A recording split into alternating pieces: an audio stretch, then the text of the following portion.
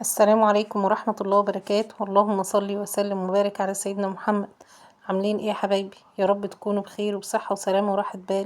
ان شاء الله النهاردة هخزن معاكم البامية بطريقة سهلة وبسيطة جدا. ان شاء الله هتخزنيها من السنة للسنة وهتطلعيها تطبخيها كده بإذن الله اكنك جايباها لسه طازة. تابعي معايا الفيديو وما تنسيش تحط اللايك. يلا نسمي بالله.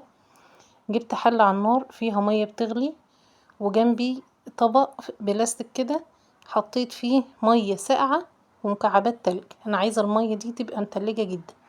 وجنبي برضو مصفى سواء ألمونيا او بلاستيك اللي متاح عندك. حطيت في المية المغلية عصرت فيها ليمونة كاملة.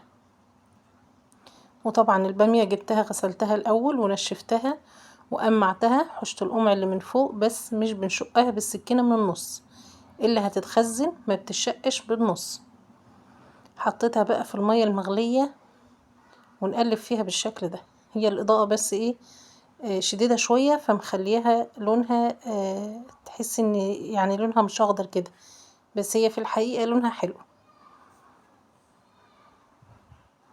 حوالي كده دقيقتين بس في المية وهي بتغلي. اول ما المية تقلب عليها نطلعها في المية الساقعة اللي بتلج دي.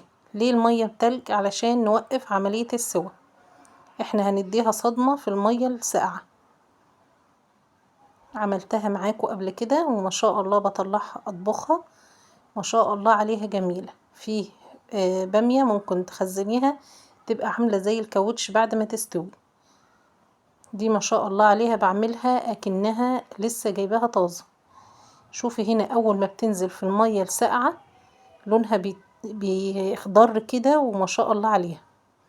المية الساقعة بتوقف عملية السوى دقيقتين بس في المية الساقعة ونطلعها على طول على المصفى عشان تصفي المية اللي فيها. هنا ده تاني طبق. انت هاتي الكمية اللي انت عايزاها، انا بوريكي بس ايه الطريقة وانت ايه اعملي الكمية اللي انت تحبيها.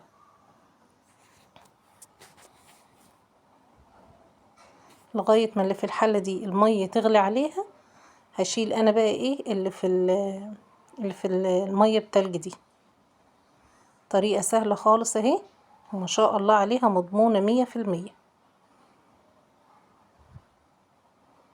نطلع دي برضو ونكرر الحركة دي كل مرة.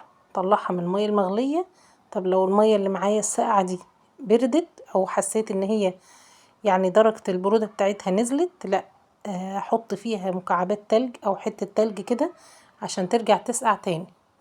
طبعا بعد ما صفيتها بالمية حطيتها فرشت حاجة نظيفة كده فوطة نظيفة وحطيت عليها البامية وفرشتها لغاية ما نشفت خالص تحت المروحة وعبيتها هنا. المهم ان هي ما يكونش فيها اي مية خالص عشان ما تعملش بعد كده كريستالات من التلج وتيجي تطبخي البامية تلاقيها مجلدة وعاملة زي الكاوتش كده وانتي بتاكليها. هنا بقى جبت اكياس تلاجة نعبيها فيها.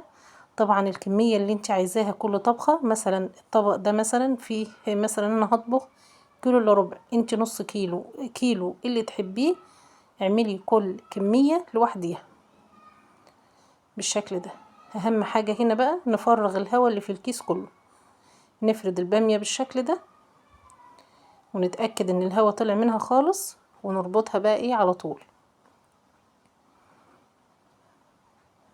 بس. وعلى الفريزر بقى على طول وتتشال ما شاء الله عليها. بعد سنة لو طلعتيها وطبختيها ما شاء الله عليها هتلاقيها جميلة جدا.